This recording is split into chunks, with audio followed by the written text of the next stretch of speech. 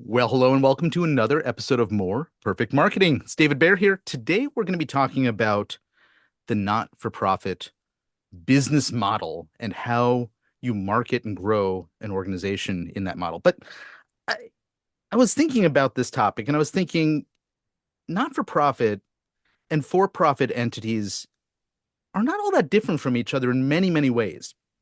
I remember years ago, back in 2008, I moved across the country from New York City to Portland, Oregon, and everybody said, wow, must be totally different lifestyle. I mean, and I was thinking, no, I wake up, I go to the grocery store, I go out for walks, I do a lot of things in a very similar way to the way I did before. And to a certain extent, when you look at the business, and these are both business models of for profit and not for profit, a lot of the activities that we engage in as we're managing them, as we're marketing them, as we're looking at the financial, the organizational, operational activities within these organizations are not all that different from one another. I, I came from the not for profit arts world. In fact, I started as an arts administrator. And I saw a lot of similarities between what I used to do there and what I ended up doing in the wine business and running a marketing agency and all the work that I've done since. But I'm not the only one who has nonprofit experience. In fact, I have a sliver of nonprofit experience compared to today's guest. And that's Howard Levy, who runs a nonprofit focused marketing agency called the Red Rooster Group. Howard, welcome. Thank you, David. Glad to be here. Indeed. So I want to talk a little bit about, where we started this concept of the differences, similarities between those two entities. But before we get into that, I want to really understand a little bit about you and how you ended up in this world of nonprofits to begin with. Yeah, good question. I'm often asked that since I've been doing this for so long. And many people who come around to it later in their career. But I started out right out of college. I was an activist on college at Brooklyn College in New York City, part of the city university system. And Mhm. I saw the need to advocate for different types of causes. I was working on recycling actually at the time, and government reform in New York City. Those are kind of two of the issues. And we did old-fashioned letter writing. You Yeah. put up a table on campus, gather the letters, write them, show up at City Hall, testify, all that kind of stuff. And I started writing. I majored in political science and in journalism, and I ran workshops and edited different newsletters and things like that. But I saw the need for nonprofits to really improve their communication and create more awareness. And this was at a time, this was back in 1991. There were about half the amount of nonprofits there are now. Hmm. About the 600,000 or so, 800,000. Now it's over 1.5 or 6 million. So now the landscape is very cluttered. There's a lot more competition. The whole business landscape has changed, obviously, with the internet. So even go back pre-internet. So, but I got into it to help support those organizations, put my values into action. I wanted to, leave a legacy of doing good. I wanted to spend my time promoting the organizations and the that third sector of society. You have business, you have government, and we have this whole sector that's really kind of undervalued, underappreciated, and quite frankly under the radar. Now, more recently has come out, but at the time that was really under the radar, and I saw it as my mission to get more attention. Hence the name Red Rooster Group is wake up your brand, wake up your marketing, wake up your audience. The idea of like let's create some visibility for the cause. Oh, I love that. And and as you were saying that, I'm hearing the what does a rooster do? I was gonna say it I don't know, it caws, but that's not what it does. Anyway, um as you said, there's a lot more of these organizations now, and I'm thinking, okay, well, there's actually another similarity because the ease of access to either commercial entrepreneurship or the ability to form and develop, services around or a nonprofit entity, it's become so much easier. And it's not just the internet, but just our broader access to knowledge and capability. So what have you witnessed on that front that sort of trend wise has led to that expansion of nonprofits in that time? Yeah, well, I think that people just want to have an impact earlier in life. You want to come out of school and you want to do something good and not wait until you look back at seeing your parents climb a corporate ladder that is no longer there. The Mhm. job stability is no longer there, the prestige is no longer there. That kind of, traditional, pathway to American success is not necessarily there anymore. So if you're forging your own way in the world and you want to make an impact, you could do it, starting a business, which has risks, start a nonprofit, which has risks, and look at kind of where the fulfillment is. So it's great that many people are starting these. I think there's a little bit of a danger. There's so many organizations that just don't make it. I mean, just like businesses fail, there are many nonprofits that are just, someone has a great idea, starts an entity, but has no idea really what's involved in running and supporting and getting funding for, or having a board of directors and really having an actual living, breathing organization that's solving a problem rather than starting something out of kind of a passion project because they had some personal interest. And Um, that's the intersection of what we might talk about is yeah. kind of what's the marketing needed, and it's beyond marketing, but there certainly is, a sense that you need to take this seriously, just like you would a business, right? And invest in how are you going to get people to pay for your service the way you would with a business? I should say, I mentioned that I have a background in arts nonprofit, and there's a lot of different categories of nonprofit. In fact, there's a lot of different codes of nonprofit, whether it's, membership organizations, but you seem to, as best I can tell, focus around certain types of nonprofits in the work that you're doing. Can you categorize them and talk a little bit about, what specifically that structure that you specialize in might look like? Yeah, well, according to IRS, they would be called 501(c)(3)s. So they're direct service organizations providing some service to people, as opposed to, like you're saying, a 501(c)(3)(4) or not 3(4), Yep. 501(4) or other, which are organized for different things, whether it's, a membership-based organization, which has different rules of, to provide value, for membership as an industry association, or, political advocacy organization or raising money for a campaign or something like that. Mhm. So we work with direct service organizations. Typically, it's a lot of social service organizations providing, type of service. Their after school programs, their youth services, providing for seniors, providing for those who lack a home. Our environmental organization, but arts are, certainly they're providing arts and services and programs and things like that. Um, we've worked across kind of the spectrum. It could be foreign policy type organizations, could be veterans, or military oriented. So the sector doesn't really matter, but it's the idea that they're creating some value. Environmental organizations they all have similar business propositions in some way. They need to provide the service or do their mission, whatever that Mhm. is. They need to raise money, in order to do that. And I think that one last comment you made is perhaps the most obvious difference that we see, because the communications and marketing that a typical commercial business has to do is often directly to a customer who is receiving the service or receiving the product. But in the nonprofit service world, you actually have at least two audiences. One being the ones who are funding, and the others who might be receiving or taking advantage of the service. Can you talk a little bit about what that looks like in your world? Yeah, typically they're bifurcated. I mean, if you think about a typical organization, usually that's right, there's the donor class and then there's the beneficiary class. To be really blatant, rich people supporting poor people, as a not always that way, of course, and any group cuts across, any lines, but there are lots of other issues that people are just supporting, a cause that they care about or that they've been affected by. And a lot of, disease or medical related things, or the constituency actually may be the same thing. Mhm. If cancer, organizations, their donor bases, people who are experiencing, cancer. So there certainly can be overlap. There are other funding sources. Many organizations get large funding from government, could be the vast majority. And so they're mostly writing grants and they have maybe an individual, fundraising, development, program. They could be getting some corporate support. They could be getting some foundation support. There could be peer-to-peer fundraising. So there's other kinds of revenue sources for some of these organizations. And so, as a branding agency, and branding is only a sliver of what you actually do, although it's I think what you call yourself, and correct me if I'm wrong.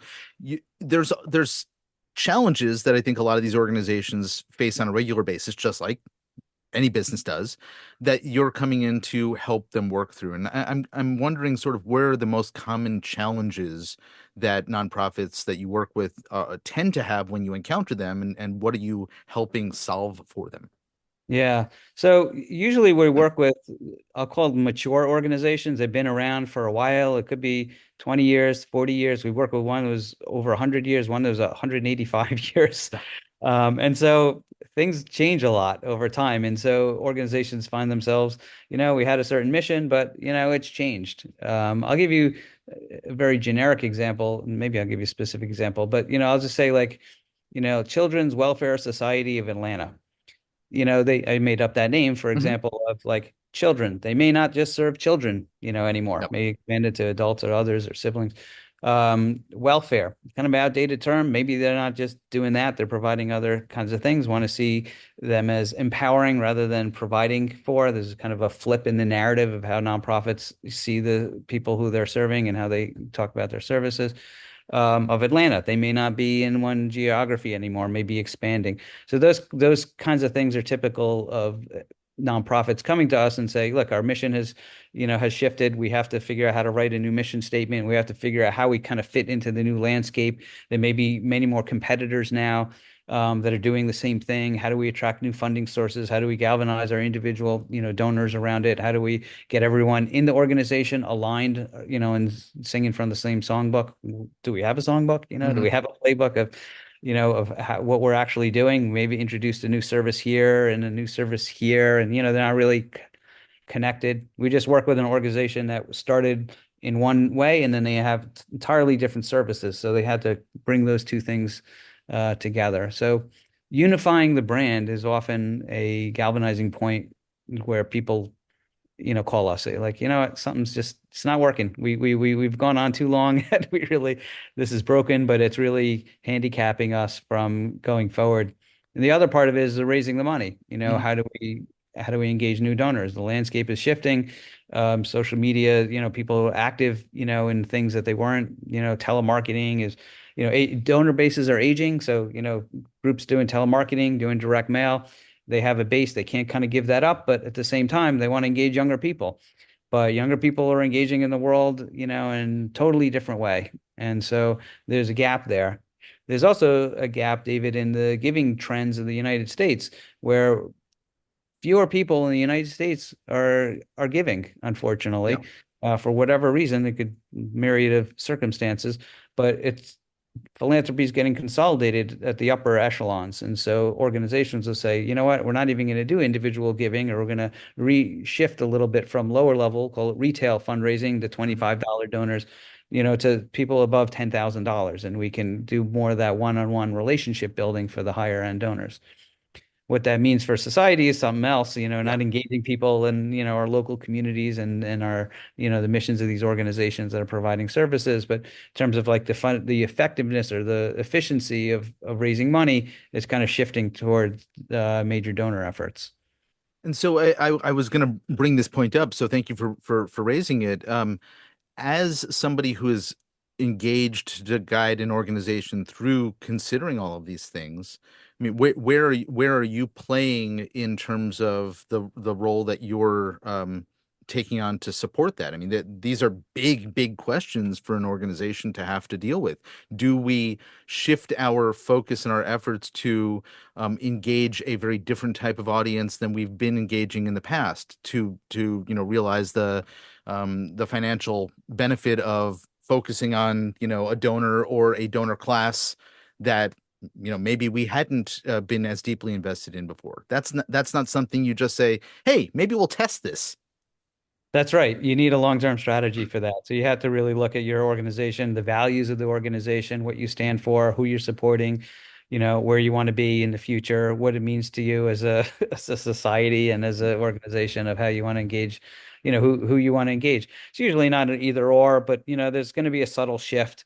Do we shift a little more in the major donor? Do we shift a little more here? How do we raise people to, to different levels? I mean, so many subtleties, within the fundraising world, to begin with. There's donor acquisition, getting people, for the first time. There's getting that second gift.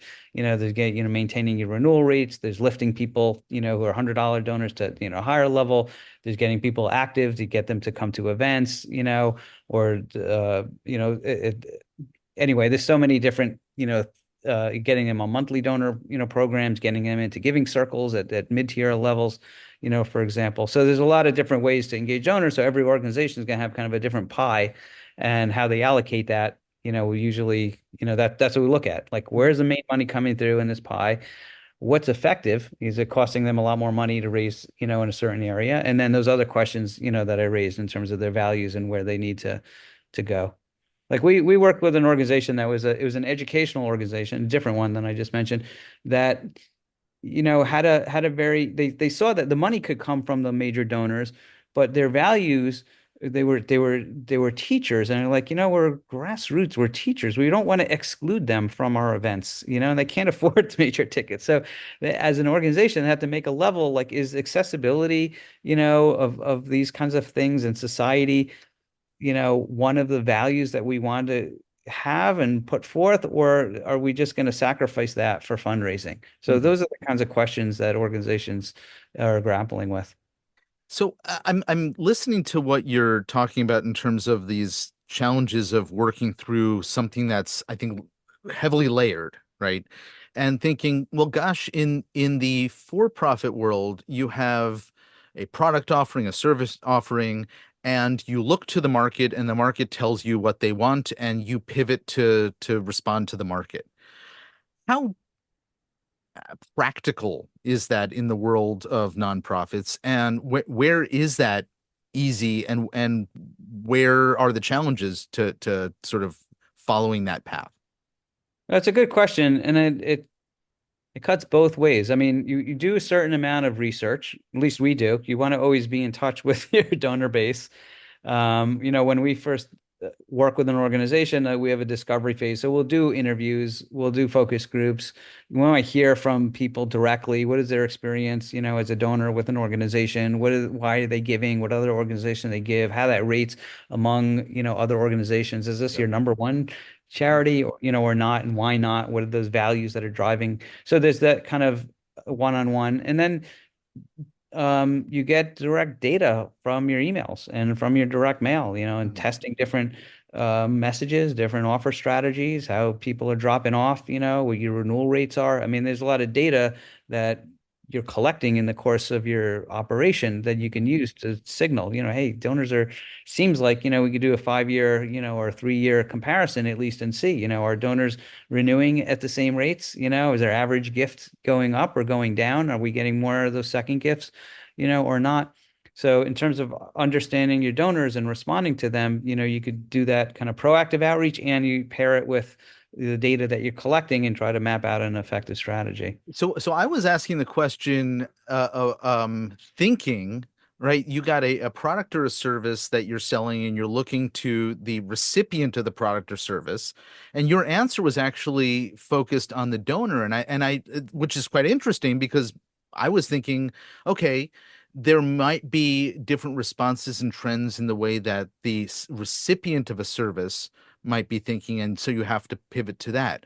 How I guess Well, that's true. That goes. you're working in a bunch of different places, and so I'm sort of curious, how weighted one is versus the other is, or is it, different from one organization to the next? Well, it's both, and it's different than business in which it's kind of the same. You got this, I was going to say a can of Coke, or what, whatever that product is, or the service is, and there's that constituent that's purchasing that. So the product or the service and the constituent are married. Where the nonprofit, you're right, there's two different things. You have the donors on one side, and you have the beneficiary or program participants, or however you want to call it. So That's on the program side. So the program people, and that's not us looking at the program side. Mhm. So they'll be evaluating, the effectiveness of the program, reevaluating how they're doing it. We had for example, we work with an organization that was providing services to people experiencing homelessness. So they're going to look at their program and see, what do we need to adapt? The shelter part is not enough. We need services. They were offering services. What kind of services? Help, financial help? Is it mental health? Is it behavioral? Physical, getting access to job, services. Oh, we're learning, so we're going to adapt and put more emphasis on this area. We're learning people need a longer time. If we're trying to get them in stabilized 30 days, it takes 90 days. If they have these set of services, then they'll remain, housed for longer. So they're adapting the program to reflect the needs. I think that's kind of what you're saying in terms of the program offering. Yeah. And then you would reflect that message to the donor to say, hey, we're learning. So Mhm. revolving, we're using your money in an effective way. It's not just going to services that aren't working, but we're being smart and we're adapting and learning how to steward your investment in a way that's actually going to pay off. This also brings to mind another sort of, commercial business challenge that I think, you have to balance the two, and that's the marketing and sales teams versus the fulfillment team. And sometimes the fulfillment team says, "How the heck could you go out there and market and make this promise when it's not what we are actually doing?" Right? And so the customer comes into the business and feels like it's a bait and switch. And so to the, and again, I'm not suggesting that's what happens in organizations, but you have a fundraising team that is going out and promoting, here's what we're delivering to the recipients, the beneficiaries, Right. and then that team that has to actually run the program, knowing that they have to conform to that expectation. I see this as, and you know this stuff better than I do. The classic ad campaign, was it Save the Children or something, where there was, the test on the emotional reaction to the ads with the children, Right. and the The numbers of people who are suffering and yep. starving. Yeah, and that it's one person versus a mass of people, and how that was communicated differently, and as a result, donations went up. What what does that look like in sort of the process, the order of how you kind of work through this process of looking at, okay, we have to change our focus on what we're delivering, or our messaging around what we're delivering. It's like asking a composer and a lyricist which comes first, the music or the lyrics. Well, in some way, that's true. With the biggest challenge is not necessarily the fundraising promising something that the programs can't deliver. It's actually getting the success stories of the Mm. programs from the programs to the fundraising. So the fundraising is like, what do we say? Not we're making up stuff that you have to live up to, but it's like give us the success stories. And it's often hard for nonprofits to do that because of confidentiality and the sensitivity of the nature of the issue. People don't want to be, revealed, or it's just hard to document success. There's a lot of kind of soft skill kind of stuff as opposed Mhm. to a hard metric, that you can measure. So how do we measure success? That becomes a big issue.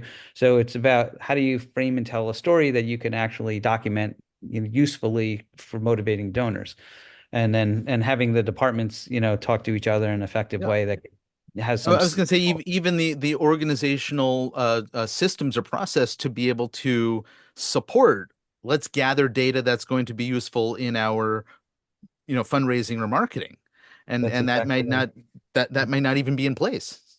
Yeah, like for that group working with the homeless population, the marketing team had to set up a new system for the case managers who are on the front lines who are working with those people to say, here are questions at the end of your journey with them, fill out this form and ask them these questions, about when you started, what your problem was, how did we help, what was the impact, all that stuff, so they can gather that, and sign a release and ask for a photo so that they had some pipeline of actual stories to use. So, I guess to that end, as you're starting an engagement with a new client, how often are you encountering a lack of systems that need to be built and what types of systems are missing? Yeah, it depends on the organization. Smaller organizations, um, they usually have some systems that they may not be integrated. They may not be the best ones. And as they grow and mature, the needs will increase. And so it's about maintaining the best use and I guess using all the features like email automation, even. Some organizations, yeah, we collect email, we get the donor, maybe there's an automated thank you for a donation, but there's no real welcome series. We'll just kind of put them into our newsletter, but there's no real idea that, hey, we're going to have a personal relationship through email and kind of cultivate people. Or if they come in through an event or some other specific way, that they're recognized differently other than just you're getting the same email, as everyone else. Everyone, or segment by, level of donation or any other way that the donor wants to say, hey, I'm a little different. So they're just like, all one email. So those are the Mhm. kind of system things of getting more and more nuanced and sophisticated in the use of the systems and how they're actually set up to do that. That's what I found with the Yeah. organization we were working Yeah, with. and I'll just bring this back to sort of the commercial world. What you've alluded to there is grading or rating the donor, just the way that we grade or rate a prospect or a customer, and look at things that are data based, like recency, frequency, and monetary value. And so being able to impart that kind of um, system into just the practice of an organization could be highly impactful in bringing in more revenue for them. It could be, and I think there's a lot of opportunities that nonprofits miss, and maybe businesses miss as well to just gather some data. I mean, you don't have to be Target, and have millions of data points on people, but just at any just think about all the interactions you have. Just ask one question. You can make it easy. Nonprofit on the donation form, and I know you want to avoid friction on donation form, but you could have a drop down or a click. Are you a cat person or a dog person? Hmm. Now you'll know if you're a pet, you charity working with both, you'll know you can, have your dog people and your pet people get separate emails. You're going to get more effective response, So you could say why you're donating, give three reasons, and in business also, why you're buying. Was it the price, the convenience, or the quality, or something like that? I don't know.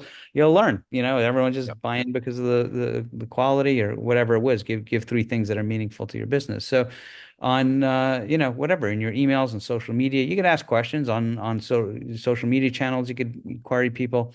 So I think there's a lot of data out there. I want to amplify. I don't know if you want me. I could amplify for a Yeah, moment. please. I was on this really interesting webinar on. Actually, I took a class on this 'cause I saw a webinar and then I took a class. It was a writer using um, AI, artificial intelligence, and EQ, emotional intelligence. Hmm. So he's company, just like individuals have emotional intelligence, their social awareness and how they express themselves, companies do too. How do you pick up on this?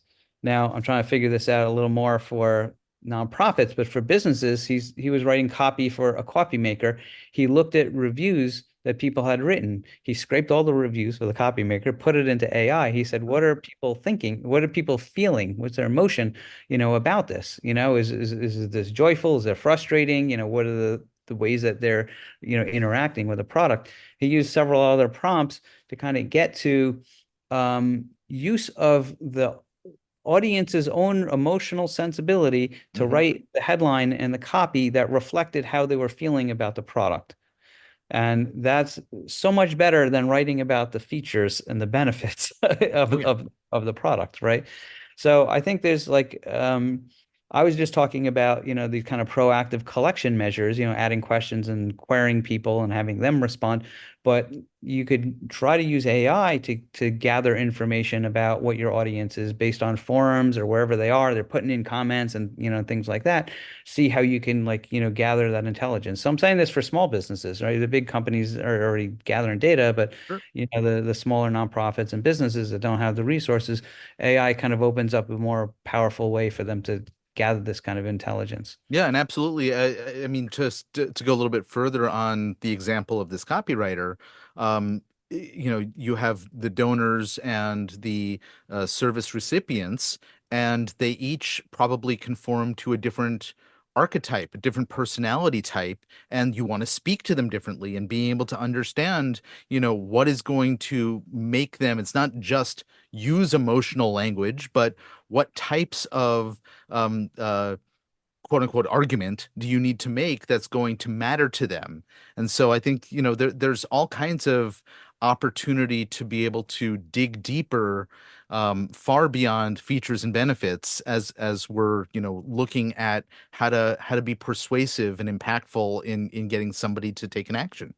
Yeah, yeah, the tools are just going to allow much more of this type of customization and segmentation and so forth. So that's what I think companies and nonprofits should be looking at as they look to, sharpen their marketing.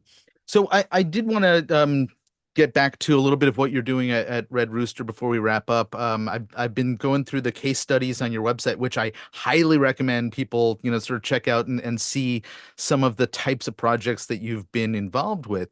Is there one that stands out that you're particularly proud of that you'd like to share? And then for the rest of them, we'll tell people where they can find the rest of the case studies and a little bit more about what you do. But any particular project that you'd like to share with us that you worked on? I like for the past 4 years, we work with another homeless organization. This one's in California. It's called Life Moves. The case study is there. And we were part of their overall effort. Now, they're a larger agency, but they increased from about 38 million to now over 100 million in annual revenue, largely through the contracts that they got. But I'd like to think that we did a good job in elevating their brand profile in the community so that government and corporate sponsors can see them in a favorable way. We did all the communications, the annual report, the newsletters, letters from the CEO. And then we did the fundraising. We had some nice successes with the fundraising. We introduced some innovative ideas. One of them, two of them, 2 years in a row, the year-end campaigns exceeded their goals. This is in a COVID year. One of them, we got a 43% increase in the average donation. I mean, that is really huge Yeah. from regular donors, and it was even higher, I think like 65% for the major donors. So really proud of that work. Excellent. Well, there's a lot more very impressive case studies on your website, and probably we should tell people what that website is. Where can they find you? Well, when you wake up your brand, you're going to redroostergroup.com. Redroostergroup.com. We'll, of course, have a link to that in the show notes. This has been a really insightful in conversation, Howard. I really appreciate you making the time for us and for sharing some insights about how the entire nonprofit world is different and mostly the same from the for-profit world as well. That's right. Thanks, David. It's a Indeed. pleasure. Folks, you've been listening to More Perfect Marketing. If you know somebody who could benefit from listening to the conversation you just heard, please send them our way. Until next time, I'm David Baer. Take care.